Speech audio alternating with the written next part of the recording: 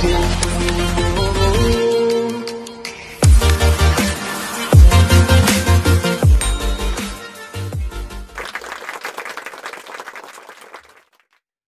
ya itu, anak itu, merawat anak tuh seperti kita merawat tanaman gitu. Dari benih yang harus kita rawat dengan baik. Terus kita hindari dia dari hama-hama. Ya. Tapi kalau itu tidak kita lakukan, akhirnya ya bagaimana tanaman itu bisa tumbuh subur kan? Pasti akan layu. Padahal belum waktunya gitu. Untuk tanaman itu layu kan. Nah begitu juga dengan manusia gitu. Masih muda kok udah layu aja seperti itu gitu kan. Belum tua udah layu aja. Iya, selalu memandang rendah dirinya. Terus apa-apa takut misalnya. Akhirnya bagaimana dia bisa menyongsong masa depannya dengan baik kan? Pasti dia akan menghindari masa depannya malahannya. Itu yang sangat ditakutkan ya Pak. Iya. Dan ya way outnya sih, ya mudah-mudahan tidak sih ya. Itu yang saya harapkan gitu ya, Mbak Petrus tetap istiqomah, tetap berusaha ya untuk menjadi pribadi yang berbeda, yang lebih baik lagi. Karena yang Mbak Petrus perlu tahu, pasti setiap orang itu punya masalah. Nggak ada manusia normal itu manusia yang punya masalah. Pasti. Iya. Yang nggak punya masalah nggak normal. Bukan, kalau udah mati. Bener. Kalau nggak ada masalah udah mati ya. Iya.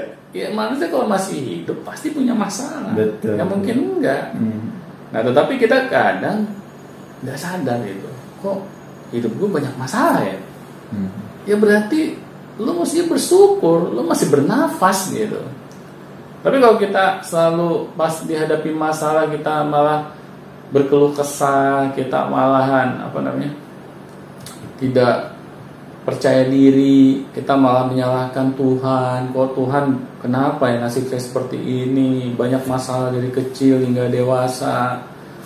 Ya bagaimana kita minta pertolongan Tuhan gitu. Kalau kita saja sudah berburuk sangka sama Tuhan. Kan yang tadi saya bilang ya, dengan kita berdoa kepada Tuhan, berarti kita meminta pertolongannya. Tetapi bagaimana pertolongan itu bisa hadir di dalam kehidupan kita? Ya kita harus punya prasangka yang baik dulu kepada Tuhan. Kita menyadari gitu bahwa Tuhan itu maha baik, Tuhan itu maha penolong. Tidak mungkin Tuhan itu zalim kepada hambanya. Kalau mindset itu yang ada di kepala kita, itu pertolongan Tuhan akan cepat hadirnya gitu. Malah kalau kita merasa nih pada saat ini orang tua kita nih nggak ideal gitu, malah orang tua kita nih yang mematahkan semangat hidup kita, Tuhan akan menggantikan orang lain yang bisa menjadi orang tua yang ideal bagi kita. Bukan berarti orang tua kandungnya dimatikan dulu ya, terus hadir orang tua kandung yang baru, ya nggak begitu lah.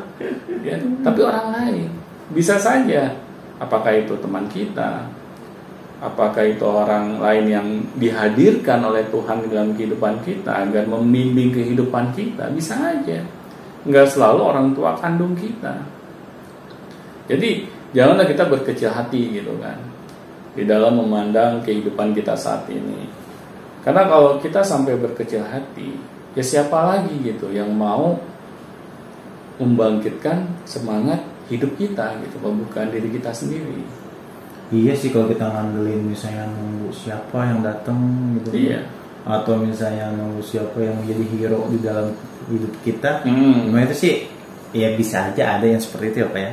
Namun yang kita bisa lakukan yang sekarang itu adalah dari diri kitanya dulu kan. Iya benar. Kalau misalnya kita nunggu seseorang bisa menyembuhkan diri kita dari berbagai masalah, itu sebenarnya ada juga yang kayak gitu, ada sebenarnya. Tapi apakah itu selalu kesempatannya lebih besar daripada usaha kita sebagai diri kita sendiri gitu untuk memperbaiki diri gitu kan? Iya benar. Makanya di sini pentingnya kita belajar memahami agama. Kenapa? Dengan kita belajar memahami agama, kita akhirnya memiliki pedoman kehidupan. Mana hal yang perlu kita lakukan, mana hal yang perlu kita hindari, kita jadi tahu gitu. Misalnya dalam agama kita tidak boleh berputus asa. Nah, di situ kita akan melakukan tindakan-tindakan apa yang membuat kita selalu semangat gitu dalam kehidupan. Karena kita memahami agama kita. Karena kan nggak ada agama satupun yang ingin membuat umatnya itu malah jadi terpuruk nasibnya gitu. Nah, di sini kita harus mau dekat kepada agama. Kita harus mau mendengar kajian-kajian agama. Kita mengedukasi diri kita dengan pemahaman-pemahaman agama. Akhirnya itu menjadi pedoman bagi kehidupan kita juga gitu. Tetapi kalau kita tidak mau melakukan hal itu, yang tadi Agung bilang kita hanya menunggu pertolongan orang lain, ya mau sampai kapan nunggunya? Akan sulit gitu. Lebih baik kita action duluan dengan apa yang bisa kita lakukan. Karena seperti Stephen Covey ya, pakarnya Seven Habits, pernah menjelaskan gitu bahwa kita harus fokus terhadap circle of influence kita. Maksudnya kita harus fokus terhadap lingkaran pengaruh kita. Apa yang bisa kita lakukan saat ini. Kita jangan menunggu datangnya dewa penyelamat gitu. Karena kita tidak tahu kapan datangnya gitu kan. Kecuali kita janjian dulu gitu. Nah, disinilah pentingnya kita harus fokus dengan apa yang bisa kita lakukan. Karena kalau kita fokus dengan apa yang bisa kita lakukan, akhirnya kita merasa berdaya. Kita nggak merasa lemah lagi gitu. Karena kalau kita fokus terhadap bantuan orang lain, tergantung kepada orang, gitu kan. Memang sih bisa membantu sebenarnya ya. Jika kita melakukan hal itu misalnya entah itu konsult dan lain-lain, tapi kembali lagi keputusannya di diri kita. Iya. Karena setiap orang ya setiap orang kan tidak bisa mendampingi kita 24 jam. Benar. Diri kita lah yang mendampingi diri kita selama 24 jam itu gitu kan. Iya. Paling kalau misalnya sadar sebentar, gitu lagi, sadar lagi sebentar, gitu lagi. Repot juga gitu. Kalau kita minta bantuan orang lain, kita membutuhkan nasihatnya, itu juga nggak masalah. Itu salah satu langkah ikhtiar. Nah, berarti kita peduli dengan masalah kita dan kita mau menyelesaikannya. Tapi kalau kita sampai menutup diri, kita diam aja di rumah gitu, nggak ngapa-ngapain, ya bagaimana orang lain bisa tahu kita punya masalah kan? Ini seperti Mbak Petrus cerita kepada kita nih. Berarti Mbak Petrus ingin mencari tahu jalan keluar dari masalahnya gitu. Itu malah hal yang baik menurut saya. Dia tidak cerita ke sembarang orang gitu. Nah, kalau kita malah tidak mau membuka diri kita, berarti bagaimana pertolongan Tuhan itu mau hadir gitu. Nah, karena kan nggak mungkin Tuhan menghadirkan pertolongan Tuhannya langsung malaikat yang datang gitu. Turun tangan gitu. Kita mungkin keburu kabur gitu kan. Wah, ini siapa nih orang melayang dari langit? Tetapi kan Allah akan menghadirkan dari hamba-hambanya yang lain gitu, yang sejenis. Nggak mungkin kan Tuhan nyuruh pohon nemuin kita gitu. Ya pasti dari bangsanya sejenis gitu. Ya pasti manusia lagi gitu. Nah, jadi berarti kalau kita mau mendatangi orang, apalagi orang itu kita lihat alim, memiliki keilmuan, kita minta nasihatnya. Nah, siapa tahu gitu dari orang tersebutlah dihadirkan solusi bagi masalah kehidupan kita. Jadi harapan saya Mbak Petrus jangan sampai memiliki pemikiran saya ini manusia yang nggak normal. Mbak Petrus itu dari dulu sangat normal menurut saya. Karena banyak masalah maka Mbak Petrus normal. Iya, itu sangat normal gitu. Iya.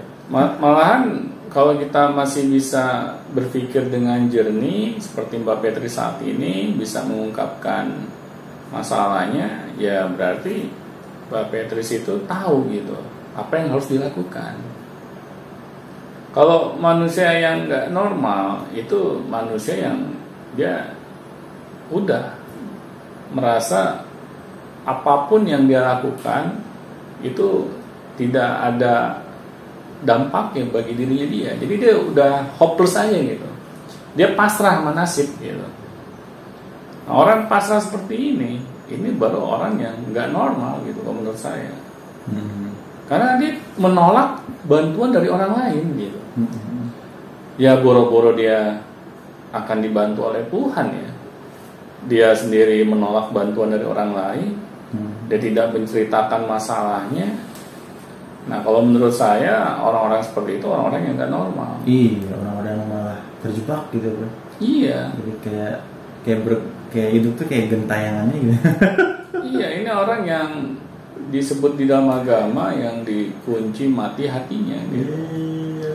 Jadi dia menutup dirinya dari bantuan orang lain, nasihat orang lain gitu kan. Iya. Dia akan berucap ini hidup gua. Ya. Ini masalah-masalah gua. Nah, akhirnya dia merasa bahwa dia ini orang yang hebat gitu kan. Dia akhirnya menolak kebenaran gitu dari orang lain. Nah, itu yang menurut agama orang yang nggak normal gitu. Kok kita masih manusia biasa tapi merasa diri hebat gitu. Merasa diri bisa menyelesaikan semua masalah. Wah, kalau dia sampai mengakui dia seperti itu, dia menyamakan dirinya sama kayak Tuhan gitu. Meskipun dia hebat, tapi dia tidak normal. Iya, gitu. Dia nggak sadar gitu kan. Jadi kalau Pak Petrus ini merasa dia itu gelisah dan dia mau gitu kan menanyakan bagaimana caranya gitu. Berarti ini adalah salah satu bentuk usaha untuk kembali ke normal. Itu ciri-ciri tanda orang normal punya masalah. Iya, bermasalah. Yang nggak normal kalau dia nggak mau menyelesaikan masalahnya. Iya, betul. Dia nggak mau membuka diri gitu. Dia malah menutup diri. Nah itu baru nggak normal. Jadi untuk pesan-pesannya gimana Pak terakhir buat Pak Petrus? Ya, Mbak Petrus selalu tetap optimis ya dalam menghadapi kehidupan. Karena manusia yang optimis itu masih dibukakan pintu untuk menyelesaikan segala masalah yang hadir di dalam kehidupan kita. Tetapi kalau kita pesimis, pasti pintu-pintu tersebut akan tertutup. Ya. Jadi kita jangan menunggu hasil akhirnya. Kapan ya masalah saya selesai? Itu jangan kita tunggu gitu.